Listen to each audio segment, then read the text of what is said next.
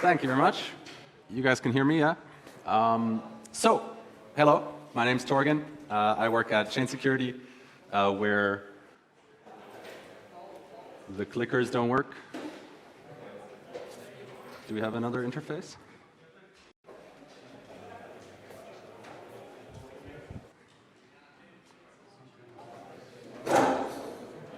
Oh yeah, now it works. Okay, so I work at Chain Security, where we work together with a bunch of DeFi protocols. You might know some of them, but today I actually want to talk about one that you probably haven't heard of. So I recently did an audit for a project called Frankencoin, and I found it super interesting. And it's a bit different from what you might know, so I thought I would make a presentation about it. So the way we're going to do this is first I'll give you a quick recap of how collateralized lending works, such as in Aave, for example, which you might be familiar with. Then in those solutions that kind of already are around, usually we use oracles, and I'll discuss some of the problems that oracles bring and why we want to avoid them. And then I will talk about oracle-free liquidations and how we can actually have a collateralized lending system without needing an oracle. And I will be using Frankencoin as an example. There's a couple different ones out there, but this is the one that I know the best, so that's why we're going to use that one. Cool. So first of all, collateralized lending, right? This is something that you might be familiar with. There's protocols such as Liquidity or Aave or Maker. They all use very similar methods for lending. And usually the way it works is you put in some collateral. So here we have some ETH as collateral, and then you borrow a different token. So for example, LUSD. And the way this usually works is we have over-collateralized loans. So the amount that we borrow always has to be less than the amount that we put in.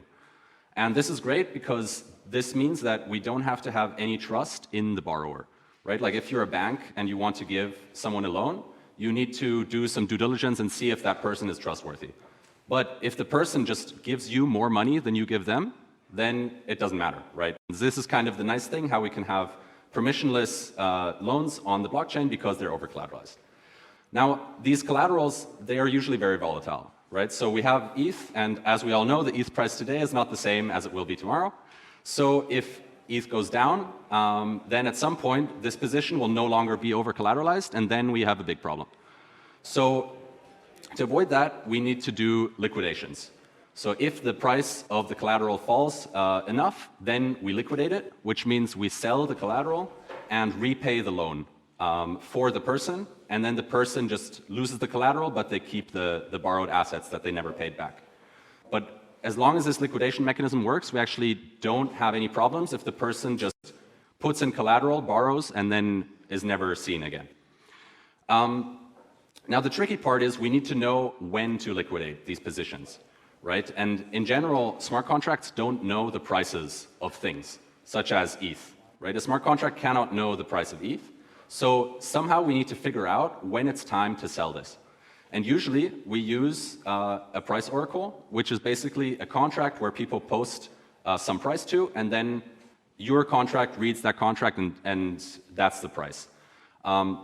And the most popular one of these is Chainlink. So in Chainlink, a bunch of Chainlink nodes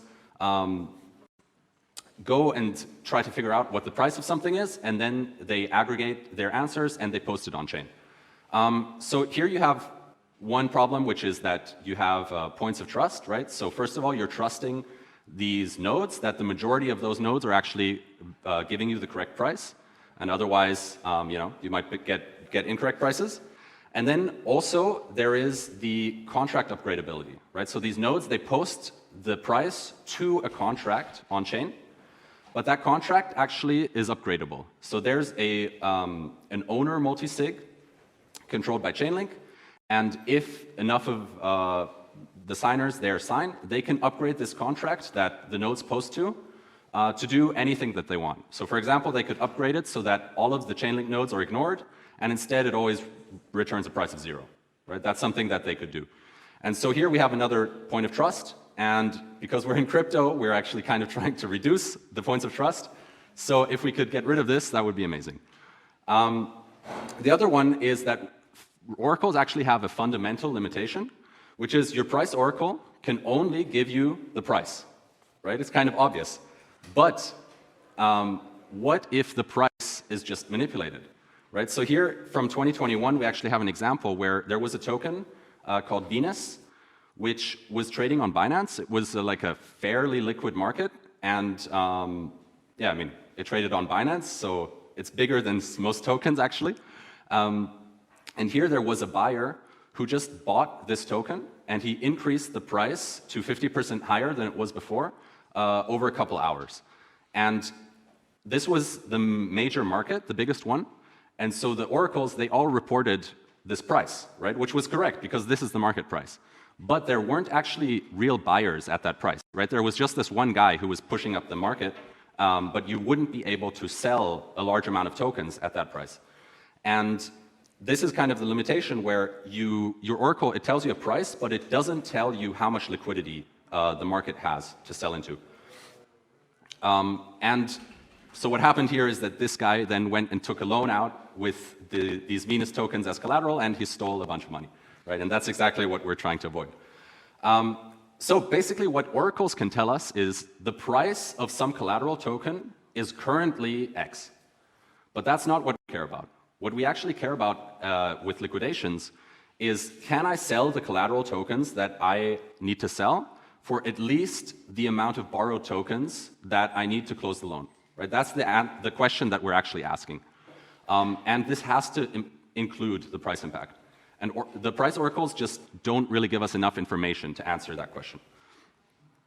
So now let's talk about this kind of new approach of, if we don't want to use an oracle, how else could we solve this? So we have a couple things that we need. So first of all, we need to know when to start a liquidation. The second thing is we need to know what price to sell at. And the third one is we want to make sure that there's no incorrect liquidations, right? We don't want to liquidate someone who shouldn't be liquidated. So usually we solve all of these things by just using an oracle and trusting it. But these two protocols I've listed here, Frankencoin and EigenLayer, they have very similar ideas. And the way that it works there is we don't use an oracle, but instead we have some role that triggers a liquidation. So it says, now there should be a liquidation. Then we use a Dutch auction, right? So we hold an auction where we start with a high price, and then we reduce the price over time until somebody buys it. And that's how we find our price. And the third one is that if this price that we found is too high, kind of, then we can punish the person who said that the position should be liquidated, even though that was not true.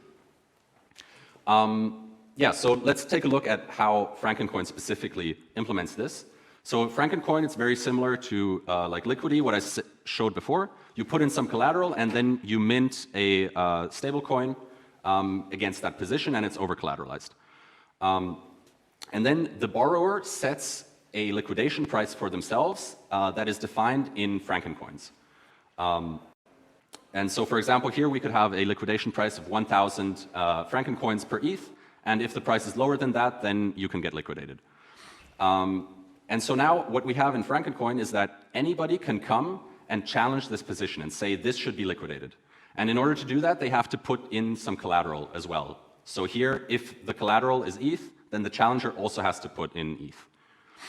And then we can take a look at what happens.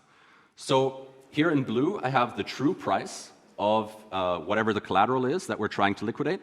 And this is, of course, unknown to the contract, right? This is kind of what we're trying to figure out, what the true price is, but we don't know it.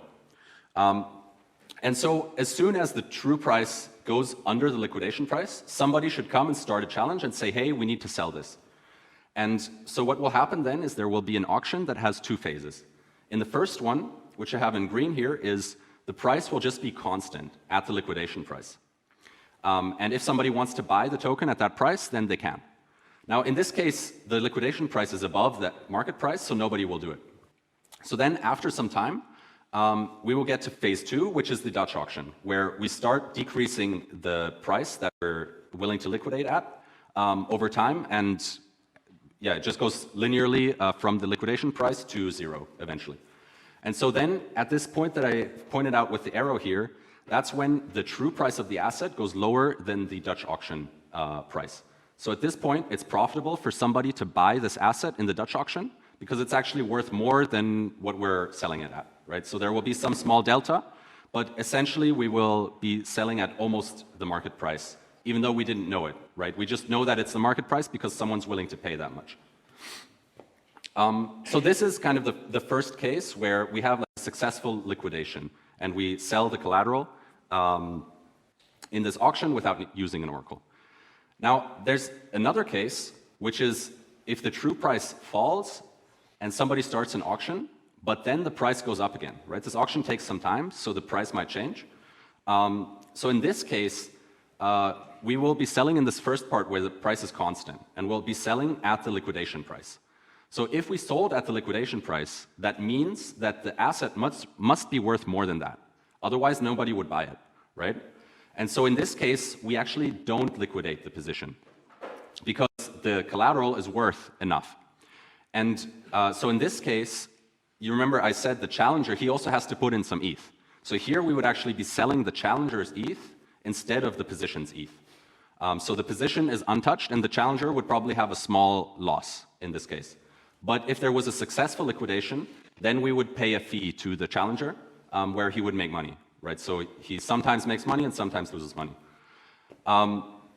Now, the big reason why we need this is the third case. So this is the third case where the real price is actually higher than the liquidation price. But anybody can be a challenger, right? So anybody can just come and say, hey, we need to liquidate this position.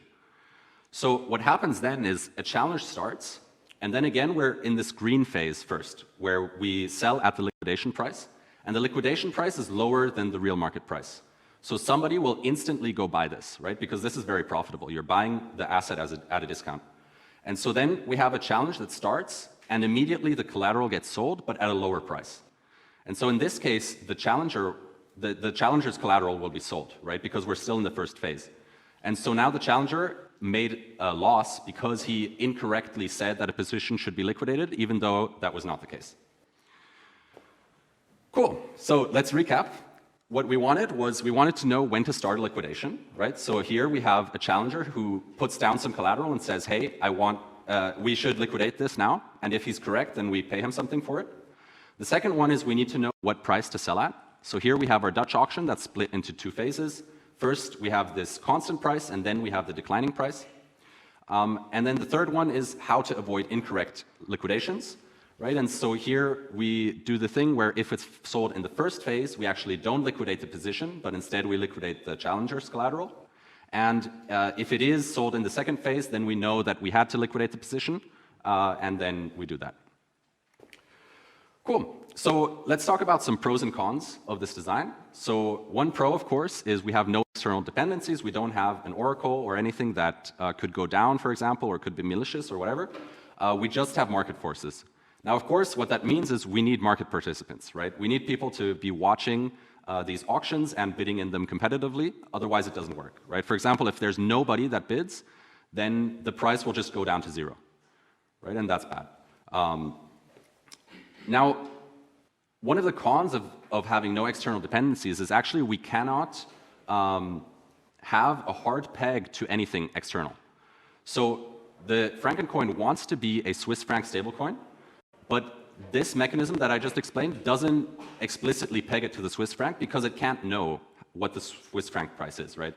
So what the mechanism ensures is that the Frankencoin is always over-collateralized. But in theory, the price could be different from 1 Swiss franc. So for example, if we have a liquidation price of 1,000 Frankencoin, but 1 Frankencoin is worth 2 francs, then the liquidation price will be 2,000 Frankencoins, will be 2,000 francs. So because it's a self-referential system, we cannot have a hard peg to something that's outside of the system. But we know that it's always over-collateralized, right? So we kind of have a lower bound on how much this coin should be worth. Then the next cool thing is that here the price impact is taken into account in our liquidations, right? I said before that this is a limitation of oracles, is we don't know the liquidity of the market, we just know the current market price.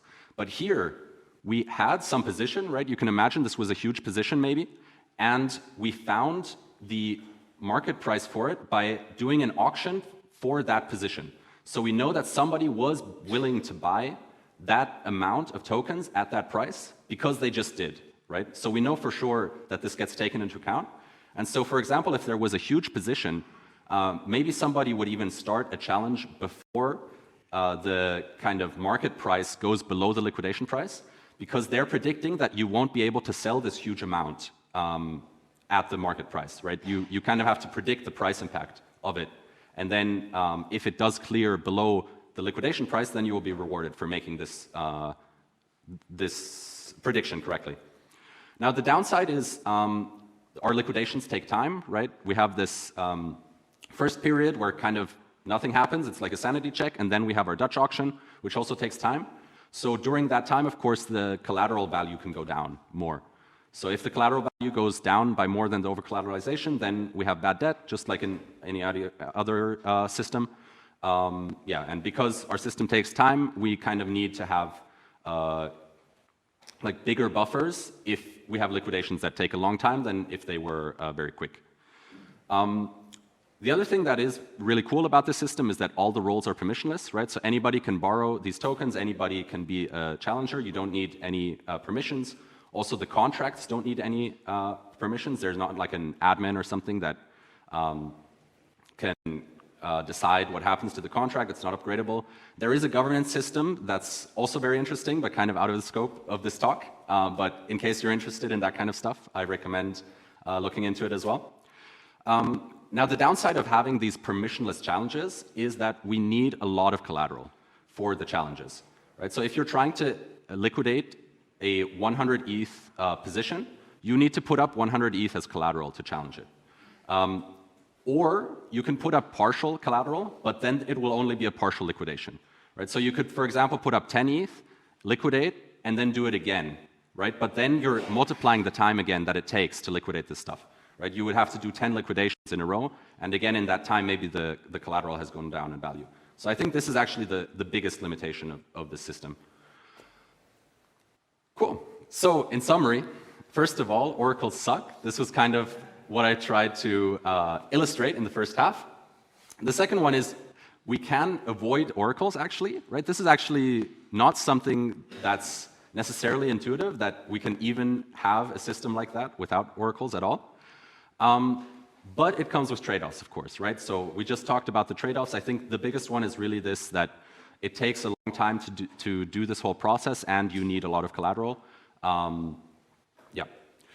But all of this Oracle-free stuff, it's really new, it's really interesting. So I've really only seen it like over the last couple months that a bunch of projects have started working on something like this. So I think the design space is still very big, and we might even be able to come up with solutions that are better than this, that have like nicer trade-offs than this one. Yeah, so I'm excited to see how this kind of evolves in the future. Cool.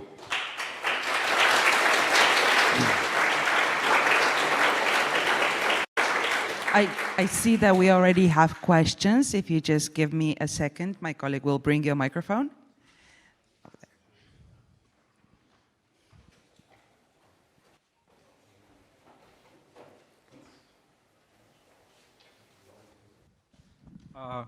So I think the design of this system is exactly idempotent to an options market.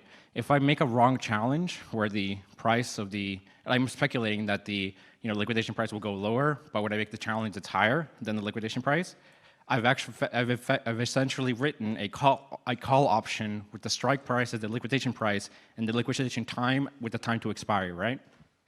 So you're saying that at the time you create the challenge, it's above the market.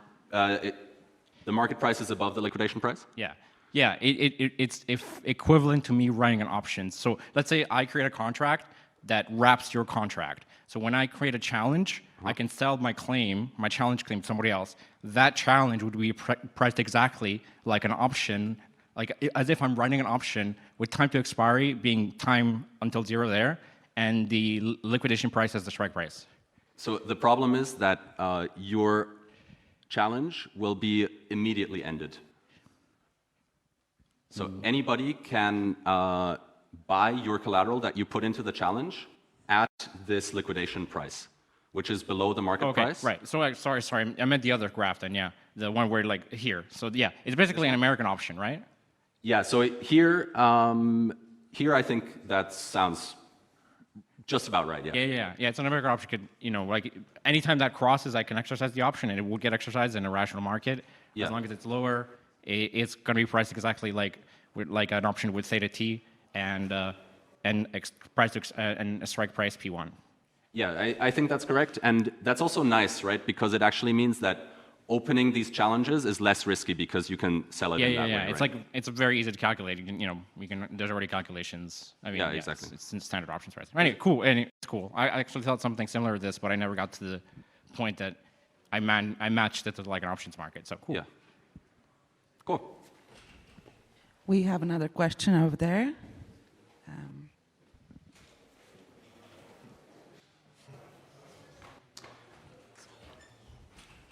By the way, if you guys want to learn more about this, we have the audit report on chainsecurity.com, where we have a really detailed explanation of how the whole system works, and also, of course, the issues that we found with it. So we found a couple cool issues, actually. So if this kind of stuff interests you, I can definitely recommend checking out that audit report. Hi, Torgin. Great talk. Do you think if it were possible to do sealed bid auctions efficiently on a blockchain, you could sort of optimize the capital efficiency of the system by doing the part 2 Dutch auction and the part 1 in a single sealed bid auction of some kind? Can you repeat the question? Yeah, so I give you a magical contract that does sealed bid auctions. Can you do the collateral auction, both the part 1 and the part 2, together in a more efficient manner? Yeah, maybe more time efficient, if that's what you mean. I mean, I think the Dutch auction should always find you the correct price, right? It just takes some time. Is that what you're talking about? Yes. Yeah. So if everyone bids their price at the same time, then we also find the highest correct price. Yes. I mean, that auction would also take some time, right? Everyone needs to have time to submit their bids, but yes, I think so. I think.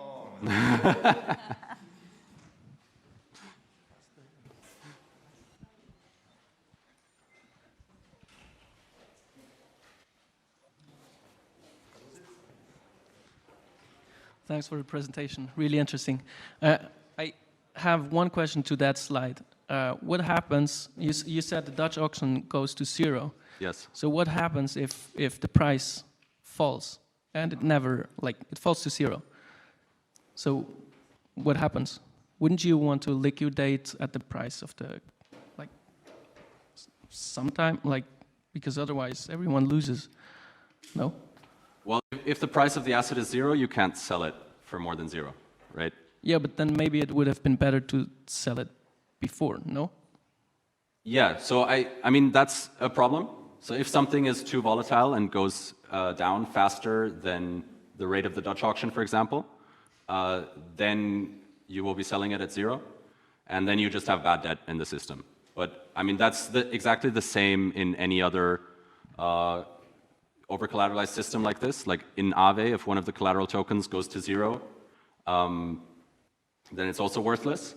But then maybe the Aave auctions are a bit quicker, right? But generally, if something goes to zero immediately, you can never solve that. It's just if... Of course, yeah. Yeah, so basically you should not use tokens that can go to zero in a short time. Of course. As collateral, right? And that's actually also something that in Frankencoin you can use any token as collateral in principle, but of course you should only allow those that are like suitable as collateral and that you can sell into a liquid market and so on. And this is part of the governance system that I alluded to earlier. Okay, thank you. I'm afraid we don't have time for more questions, but I hope that Torgin will be around a little bit longer at the event, so you'll have a chance to connect with him and ask your questions. And now let's just give him a round of applause for a fantastic presentation.